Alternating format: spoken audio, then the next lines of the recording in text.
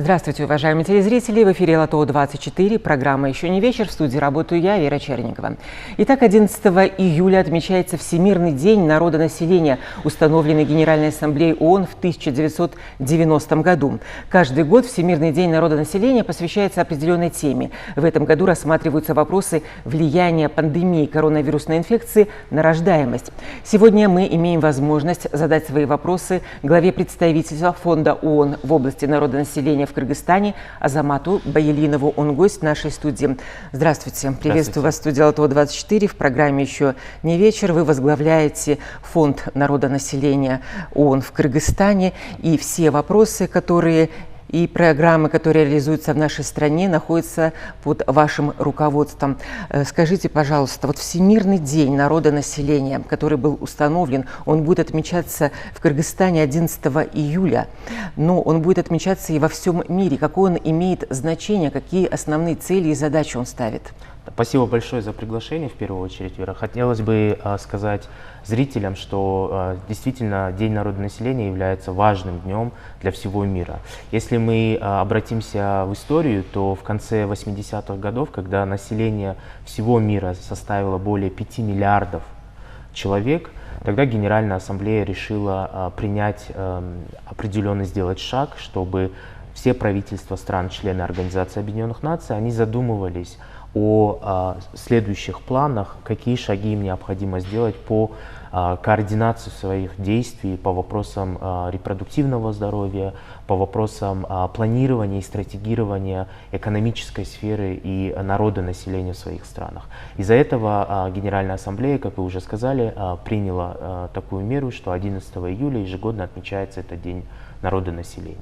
Прежде всего, конечно, каждой стране нужна здоровая нация, да, и вопросам именно здоровья матери, ребенка уделяется особое внимание. Но скажите, пожалуйста, вот какова была ситуация с рождаемостью до пандемии? Был ли прирост в Кыргызстане или нет?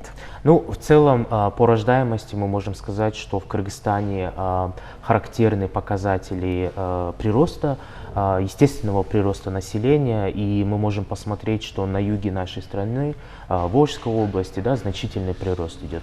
Но пандемия, она и другие факторы, связанные с пандемией COVID, они внесли определенные коррективы, не только в Кыргызстане, но по всему миру.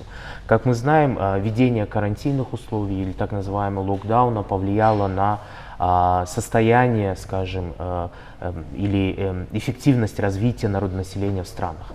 Это и экономические вопросы, и политические, и социальные вопросы.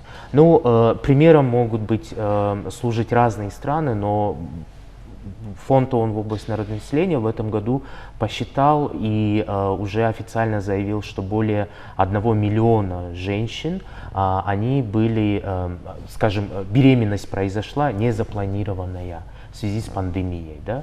И, естественно, такие факторы, они влияют в целом на рост и развитие населения и на экономику страны. Но есть страны, где численность населения достаточно высокая, да, на ту территорию, где проживает это население. И я не знаю, заинтересованы они в росте рождаемости или нет, но есть страны, которые заинтересованы в том, чтобы рождаемость росла, в том числе и Кыргызстан, потому что каждая информация, когда появляется в СМИ, что вот численность населения составила столько-то миллионов человек и идет рост, мы, в общем-то, воспринимаем это как позитивную новость. Скажите, пожалуйста, сократилась ли рождаемость за время пандемии в нашей стране? Ну, можно сказать, что постепенно сокращение происходит. Это связано и с пандемией, и с другими факторами. Но в целом, если мы рассмотрим тенденцию рождаемости, то Кыргызстан находится на той стадии, когда рождаемость, она действительно эффективна для нашей страны. И нету такого глобального снижения, как, например, у наших соседей, так скажем, Российской Федерации, да, где идет рост, наоборот, старение населения. Да, и, естественно, мы, возможно, придем к этому. Из-за этого Фонд ООН в области народонаселения делает определенные исследования, отчеты для правительства стран, для того, чтобы правительство и люди, принимающие решения, они понимали, что произойдет с их населением в течение 10 скажем, 10-летнего периода или 20-летнего периода, какие нормы, какие программы необходимо внедрять. Вот если мы вспомним, например, определенные страны, где идет Европа, да, та же самая, где идет старение населения, то внедряются определенные субсидии по беременности и родам. И причем это значительная помощь для молодой семьи. Да? Если мы посмотрим молодые страны, как Кыргызстан, в том смысле, что мы до сих пор являемся молодой страной. Почему? Потому что более 27% населения являются молодыми людьми. И, следовательно, мы должны понимать, что необходимо для нашей страны, чтобы эффективно использовать трудовой ресурс. То есть население, оно давало определенный результат. Мы должны задуматься о том, что об открытии рабочих мест, о инвестировании в образование, о инвестировании в здравоохранение. И, конечно, не забывать здесь вопросы репродуктивного здоровья и планирования семьи. То есть, если мы хотим иметь к определенному году, скажем, хороший результат, связанный с народонаселением, мы уже сейчас должны инвестировать в наше население. То есть это очень такие серьезные и глобальные вопросы. Нужно рассматривать не только именно увеличение рождаемости, но и прорабатывать вопросы экономического, социального характера для того, чтобы у молодых семей был стимул, да, рожать как можно больше детей, и чтобы в стране, например, был определенный прирост. Но вот на 2021 год численность населения в Кыргызстане составила 6 миллионов 637 тысяч человек. Скажите, пожалуйста, почему Фонд народонаселения ООН также рассматривает, кого больше рождается, девочек или мальчиков, кого проживает в семье больше, в стране больше мужчин или женщин? Почему эти вопросы также важны? Ну, хороший вопрос, Вера. Вы знаете, на самом деле так складывается, что рождается больше мальчиков, нежели девочек, но выживают больше девочки, нежели мальчики. Если посмотреть структуру населения Кыргызской республики, то, естественно, более 60% населения проживают в сельской местности, да, и около 40% проживают в городской местности. Зачем эти данные нужны? Зачем эти цифры нужны? За каждой цифрой есть жизнь, судьба человека. Мы должны понимать, что если в нашей стране большее число проживает в сельской местности, следовательно, инвестиции, развитие должно быть в сельской местности. Мы должны понимать, что есть такой фактор, и если вы посмотрите, то урбанизация, так называемая, она начинает расти и в Кыргызстане. То есть если раньше, в 80-х, 90-х годах мы ездили в село, и мы видели, как село развивается, и насколько молодое население в селе живут, да, и молодые пары, семейные пары и пожилые люди, то сейчас, если ты поедешь, например, в отдаленное село, ты только увидишь кого? Пожилых и маленьких детей, потому что молодые люди уезжают, мигрируют. Как и используется внутренняя миграция, ресурсы, так и используется внешняя миграция. Из-за этого, опять же, когда мы говорим, например, численность населения в Кыргызской республике увеличилась, или определенный процент мужчин больше или женщин больше, это не просто цифры, опять же говорю, это те инструменты, которые люди, принимающие решения, могут использовать в своих планах, в своих стратегиях. Но, тем не менее, наряду с такой миграцией, когда сельское население все больше приезжает в крупные города, Кыргызстан остается аграрной страной, и большая часть населения, более 60%, проживает в сельской местности. Скажите, пожалуйста, пандемия как повлияла на оказание услуг, именно медицинских услуг, беременным женщинам не только в городах, но особенно в сельской местности? В прошлом году Кыргызстан, как и другие страны, столкнулись с новой, да, так скажем, пандемией для нас, COVID-19, и действительно мы были в растерянности. Я говорю, мы — это наша страна. Но после чего, изучив опыт других стран, зарубежный опыт, Министерство здравоохранения и социального развития, на тот момент Министерство здравоохранения приняло срочные меры по открытию ковидных родильных отделений домов. Например, в городе Бишкек второй родильный дом, покрывает всех ковидных позитивных рожениц в городе Бишкек. В каждой области областной больницы созданы специализированные родильные отделения, которые оказывают помощь. Могу заявить открыто, и в прошлом году были официальные заявления, что также COVID-19 повлиял на насилие в семье. Только в Бишкеке на более чем 61% увеличилось количество случаев семейного насилия. Что это говорит? Это говорит о том, что страна должна продолжать работать по этим вопросам и открывать возможности для женщин, также для мужчин. Когда мы говорим беременность во время ковида, да, рождаемость во время ковида, эти вопросы до сих пор мы изучаем, как международная организация, как Всемирная организация здравоохранения. Но мы точно понимаем, что условия и услуги должны быть доступны для женщин, мужчин и также для новорожденных. К сожалению, например, когда женщина находится и она является беременной, то предоставляются антенатальные услуги, да, то есть до родов определенные услуги, когда любая женщина становится на учет, проходит определенные анализы, использует фолиевую кислоту и так далее и тому подобное. Но COVID повлиял на это, и, к сожалению, медицинские работники не могли оказать вовремя эти услуги, потому что был карантин, локдаун, люди не могли элементарно добраться до центра семейной медицины или для ГСВ, или до ФАПа. Но Министерство здравоохранения Кыргызской Республики внедрили онлайн-консультации. То есть сейчас у каждого гражданина, ну не у каждого, у большинства есть сотовые телефоны и доступ к социальным сетям, включая там WhatsApp и тому подобное. Да? То есть наши врачи, они начали консультацию, используя эти инструменты. И я думаю, что телемедицина, телеконсультации, они должны быть в приоритеты. И Фонд ООН в области народонаселения продолжит свою работу в этом направлении тоже. Скажите, пожалуйста, какие вот программы будут реализованы именно по поддержке системы здравоохранения, по оказанию медицинских услуг именно беременным женщинам во время пандемии? Ну, в первую очередь мы на данный момент проводим масштабные исследования не только в Кыргызстане, но и в Восточной Европе и Центральной Азии, чтобы понять, насколько COVID повлиял на беременность, чтобы дать уже доказательные данные для нашего министерства и для нашего правительства. Это в первую очередь. Во вторую очередь мы, как и в прошлом году и в этом году, оказываем помощь родильным отделениям и центрам семейной медицины. Вы знаете, у нас получилось, к сожалению, так, что во время ковида и были определенные трансграничные вопросы, да, вопросы, связанные, происходящие на границе с Кыргызстаном. И несмотря на это, Фонд ООН в области народонаселения совместно с министерством откомандировал, так скажем, мобильную группу врачей, например, в Баткенскую область, предоставил гуманитарную помощь и пакеты или наборы по достоинству для женщин и для семей.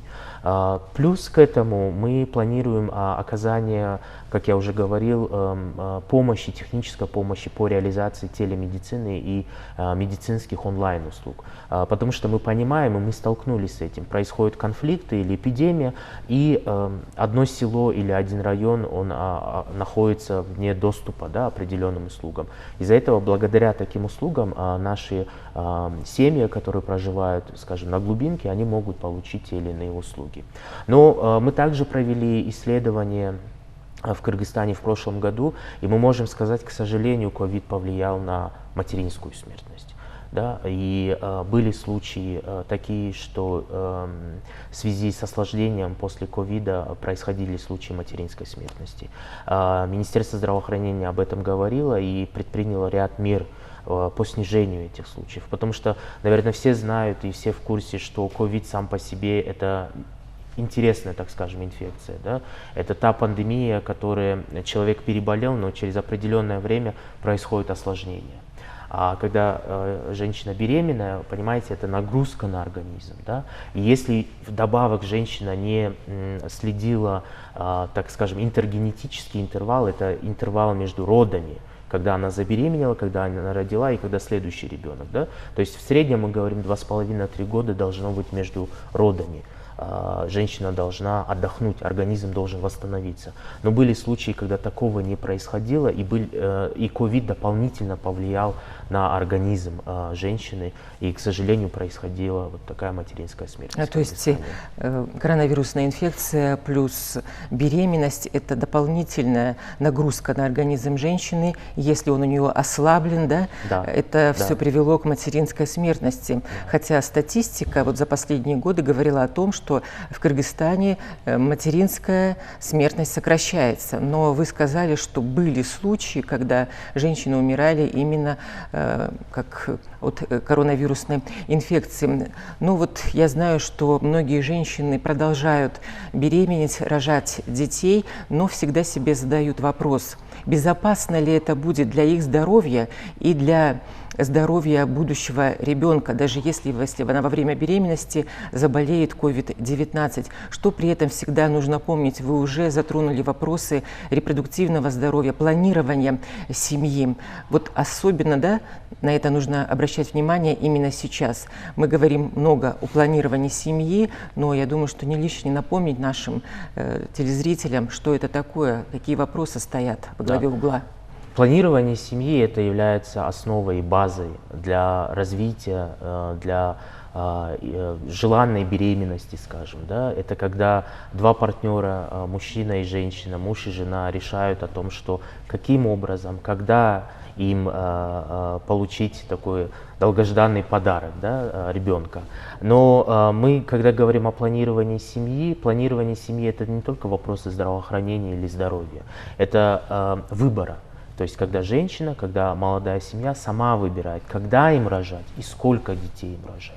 И это очень важно, потому что на данный момент исследования показывают, да, что есть традиционные семьи в Кыргызской республике, где окружение молодой семьи диктует, сколько рожать, кого рожать, мальчика или девочку рожать. Да? И из-за этого очень важно, очень необходимо и правильно внедрять в уроки здорового образа жизни со школьной скамьи мальчикам и девочкам, которые учатся в 9-10 классе, в 11 и в студенчестве, вопросы планирования семьи. То есть мы здесь не говорим только о контрацепции, да? Мы говорим в целом о правильном распределении семейного бюджета. То есть это же не просто так ты забеременел, ты должен планировать, ты должен понимать, что ты завтра ответственен за этого ребенка. Какие инвестиции необходимы, какой детский садик, какая школа. И, естественно, восстановление организма. И не только женского, но и мужского. Мы должны понимать, когда мы говорим о планировании семьи, два человека, мужчина и женщина, ответственны за этот процесс.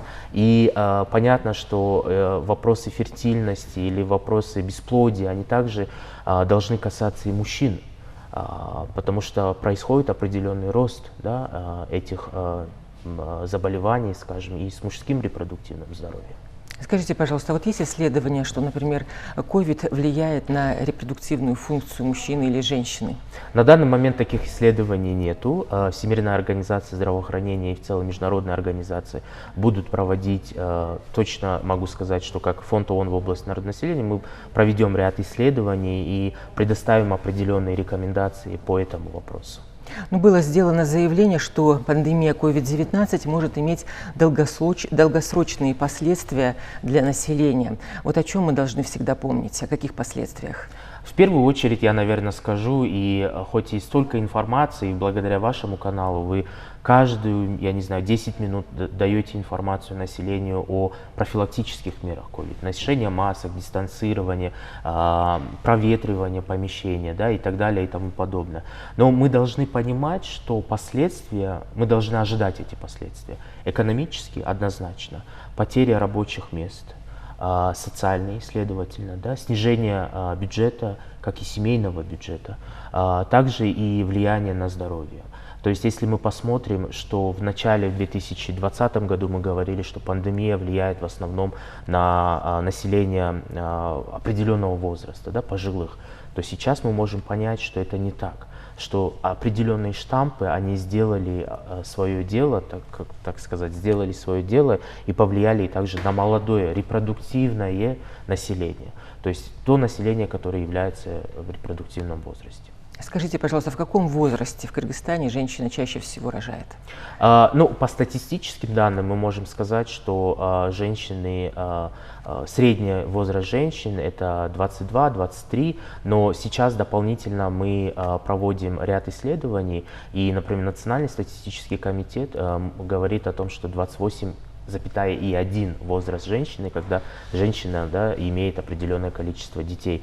Но мы ожидаем, что будет скоро перепись населения, и это очень важное стратегическое, наверное, решение правительства нашей страны, чтобы мы понимали, какой процент населения, в каких селах, где конкретно проживают, как необходимо работать с этими данными, да, и какие программы нужны для развития населения в целом страны. Ну вот есть случаи, что рожают молодые девушки в возрасте 15-17 лет. Скажите, пожалуйста, может ли это служить какой-то угрозой как генофонду будущему? Определенно. То есть мы об этом заявляли и говорим о том, что беременность, да, и рождение в таком возрасте является угрозой для жизни и здоровья самой девочки. Она девочка еще, да, 15 лет, подросток. И, следовательно, какие роды пройдут, да, каким образом она забеременела. Возможно, это было насильственным путем, да, или же алакачу, так называемое, да, когда в Кыргызстане имеются факты, и мы знаем, в прошлом году были случаи такие. То есть это комплексный подход, и мы должны здесь рассматривать не только... И, к сожалению, происходит так, что девочка сама виновата, да. Ну, давайте рассмотрим этот вопрос глубже, и мы поймем, что дело-то не в девочке было, а дело было в ее окружении, в ее семье, да, и тому подобное. То есть очень много факторов. И, естественно, это рождение и беременность повлияет однозначно на организм. Возможно, сейчас девочка, да, не будет чувствовать этого, но в дальнейшем она поймет, потому что есть исследования и показания. Элементарно доступ к образованию. 15 лет – это школьница. Это девочка, которая должна закончить среднее образование, получить. Но, к сожалению, она не сможет, потому что беременность, она будет дома или там где-то с родственниками. Следовательно, это прерывается ее образование, она не сможет поступить, скажем, в дальнейшем в ПТУ или высшее образование. Она не сможет предоставить возможность своим детям получить это образование тоже. Скажите, пожалуйста, находятся ли во внимании вашего фонда такие вопросы, как вакцинация во время беременности? Ну, на данный момент Министерство здравоохранения и социального развития выпустило 5-й протокол, клинический протокол по коронавирусной инфекции. Также Всемирная организация здравоохранения и другие поставщики и производители вакцины проводили ряд исследований. Но сейчас мы однозначно не можем говорить, да, о том, что какие последствия или какие угрозы могут быть в дальнейшем. Как я уже сказал, для этого требуется ряд исследований, чтобы точно определить и понять. Опять же, мы должны понимать, что SARS-CoV является новой инфекцией для человечества. Для Кыргызстана мы живем с этой инфекцией уже 1,5 года, и это еще рано говорить и определенные результаты делать по влиянию в целом на население и здоровье в сфере здравоохранения. Итак, мы говорим о том, что 11 июля будет отмечаться Всемирный день народонаселения, и в этом году рассматриваются вопросы влияния пандемии коронавирусной инфекции на рождаемость. Скажите, пожалуйста, какие мероприятия запланированы на этот год со стороны вашего фонда и какая помощь будет оказана нашей республике? Фонд ООН в области народонаселения в Кыргызской республике тесно работает с Министерством здравоохранения и социального развития и с другими министерствами. Как я уже говорил до этого, фонд оказывает и будет оказывать техническую помощь министерству по разработке необходимых клинических протоколов, руководств для того, чтобы медицинские работники, наши медики могли вовремя и правильно оказать нужную помощь. Также мы работали и предоставляли определенные защитные средства, да, СИЗы, средства индивидуальной защиты для медицинских работников. Например, в прошлом году мы предоставили более чем на $500 тысяч США для Министерства здравоохранения. В этом году мы планируем усилить эту работу также по предоставлению и оказанию информационной помощи непосредственно населению и плюс Министерству здравоохранения. В Баткенской области в связи с конфликтом конфликтом, который произошел, мы продолжим оказывать помощь в виде психологической и психиатрической помощи. Скоро туда направится бригада психологов по оказанию помощи населению, женщинам репродуктивного возраста, беременным женщинам, потому что они действительно испытали огромный, так скажем, кризис, да, у них произошел, и, как мы понимаем, эти услуги, они не одноразовые, с ними надо работать определенное количество времени. И в целом мы, конечно же, в этом году презентуем совместно с администрацией президента концепцию демографического развития и будем ожидать и готовить Национальный статистический комитет по проведению переписи населения в Кыргызской республике. Большое вам спасибо, что вы нашли время прийти к нам в студию, ответить на наши вопросы. Уважаемые телезрители, я напоминаю, что мы беседовали с главой представительства фонда ООН в области народонаселения в Кыргызстане Азаматом Байлиновым. Оставайтесь на Лото 24. Всего доброго.